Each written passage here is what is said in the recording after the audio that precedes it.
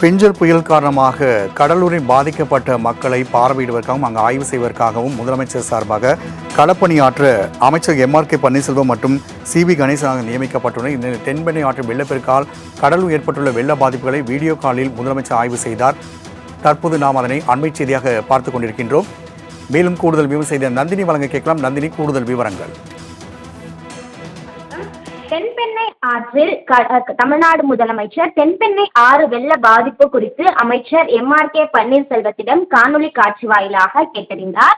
குறிப்பாக கடலூரில் பல இடங்களில் தண்ணீர் தேங்கியிருப்பதாக அமைச்சர் முதலமைச்சரிடம் காணொலியில் காண்பித்தார்.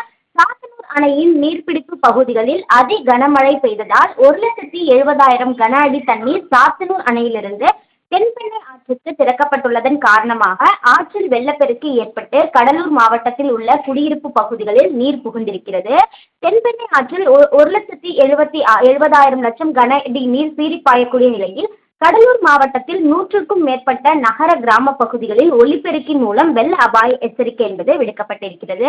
இந்த நிலையில் கடலூர் மாவட்ட அமைச்சர் எம்.ஆர்.கே. பன்னீர்செல்வம் கடலூர் மாவட்டத்தில் வெள்ள பாதிப்பு இருக்கக்கூடிய இடங்களில் நேரில் பார்வையிட்டு ஆய்வு மேற்கொண்டு அப்பகுதி வாசிகளிடம் குறைகள் குறித்து கேட்டறிந்து வந்தார்.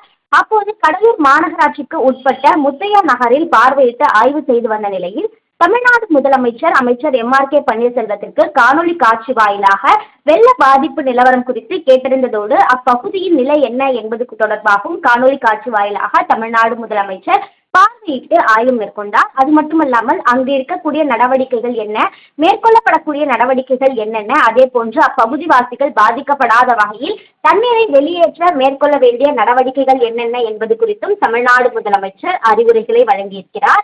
மேலும் பொதுமக்களுக்கு இடையூறு ஏற்படாத வகையில் அனைத்து பணிகளையும் விரைவாகவும் துரிதமாகவும் மேற்கொள்ள வேண்டும் எனவும் அமைச்சர்கள் மற்றும் அதிகாரிகளுக்கு தமிழ்நாடு முதலமைச்சர் உத்தரவிட்டுள்ளது குறிப்பிடத்தக்கது. தகவலுக்கு நன்றி. ஊரெல்லாம் தண்ணி எல்லாம் தண்ணி எல்லாம் ஆறு ஆறு பக்கத்து ஆறு அதான் அந்த ஆறு திருப்பி எடுத்துருக்கு.